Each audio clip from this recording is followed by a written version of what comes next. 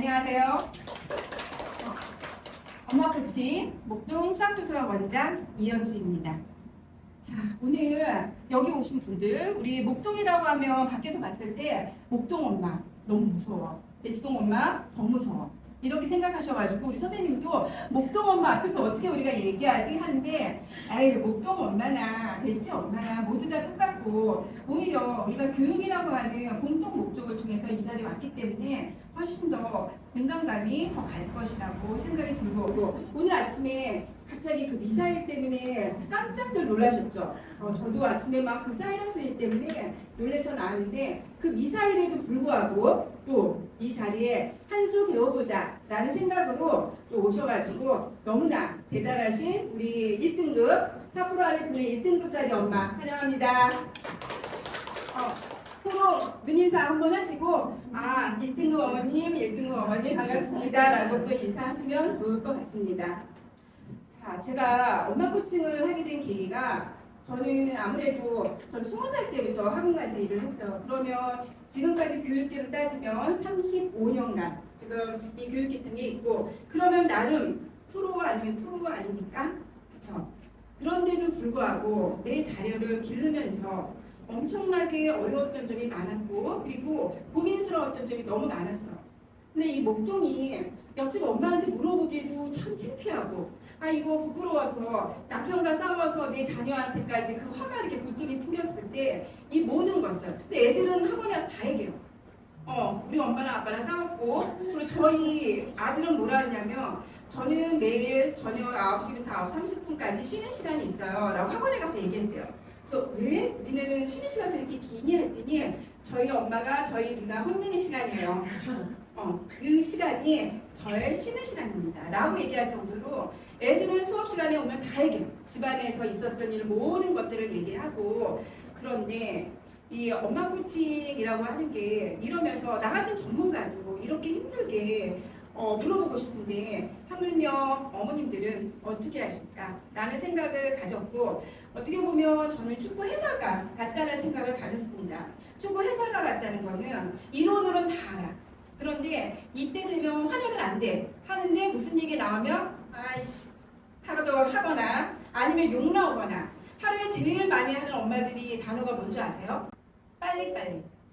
네, 빨리빨리 해. 빨리빨리 밥 먹어. 저는 초등학교 6학년 때까지 밥도 먹여줬어요. 빨리빨리 먹으라고. 그렇지 않으면 1시간 동안 마냥 밥을 먹고 있으니까 그게 답답해가지고 빨리빨리 라는 거를 통해서 했습니다.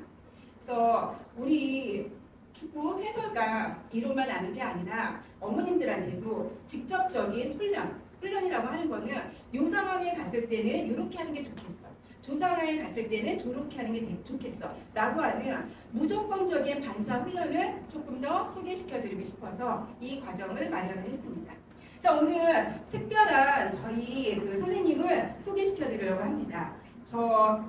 특별하신 우리 선생님은 저와 특별한 인연이 저의 상담자 선생님이세요.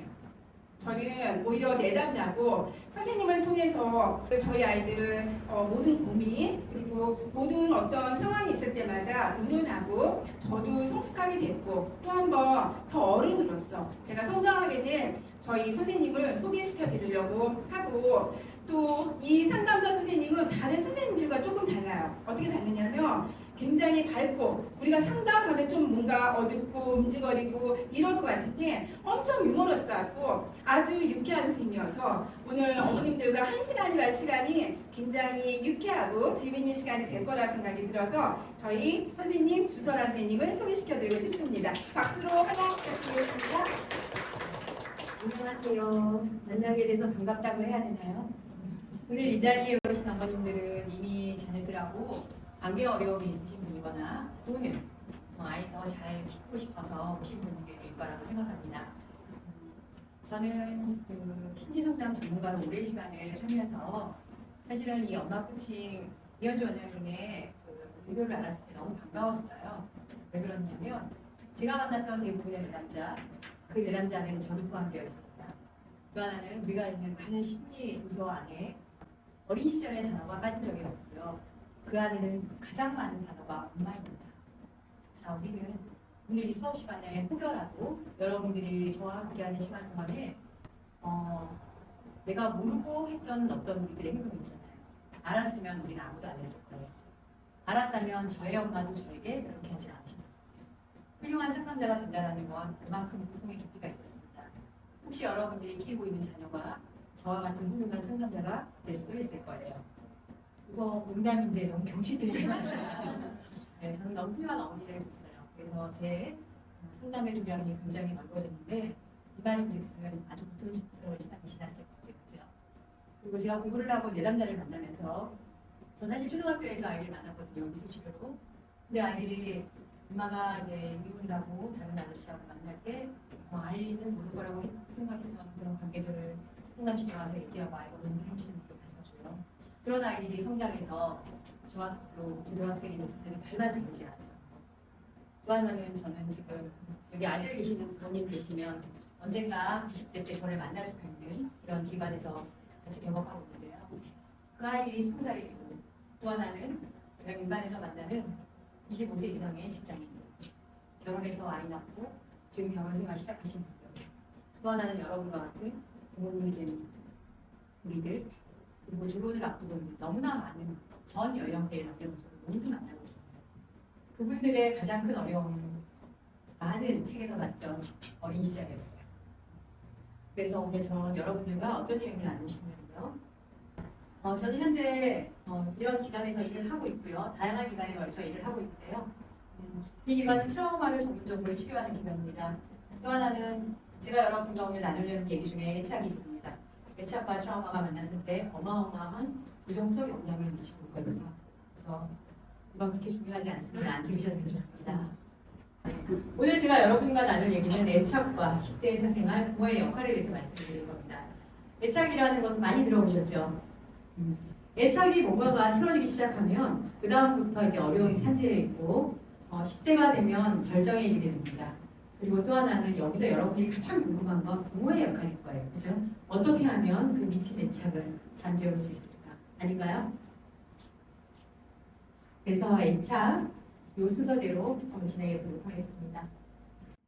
애착이라는 것은 사실 관계를 말하는 겁니다. 우리가 태어나서 살아남기 위해서 나의 주 양육자와의 관계를 얘기하는 거예요. 여기 두 마리의 여우가 있는데요. 우리가 그 관계 안에서 살아남기 위해서 어떤 일을 하느냐?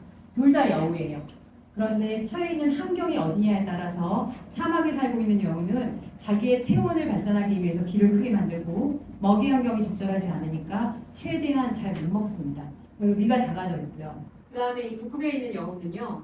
자기의 체온을 유지하기 위해서 지방을 많이 부풀리고 그 다음에 이 표면적을 줄이기 때문에 이렇게 돼요. 사실 이렇게까지 바뀌려고 한다면 제가 예를 들면 마릴린 먼로가 되었다면 얼마나 피나는 노력을 하겠어요. 그죠? 이렇게 우리는 살아남기 위해 저와 여러분, 우리 아이들 모두 여기까지 온 거거든요. 왜? 내가 애착이 적절하게 형성되지 않는다면 여기에 존재하지 않을 거예요. 이 애착이 근데 우리에게 어떤 일들을 일으킬까요?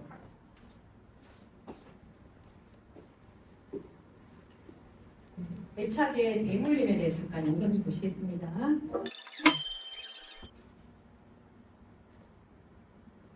어떠세요? 영상 보니까?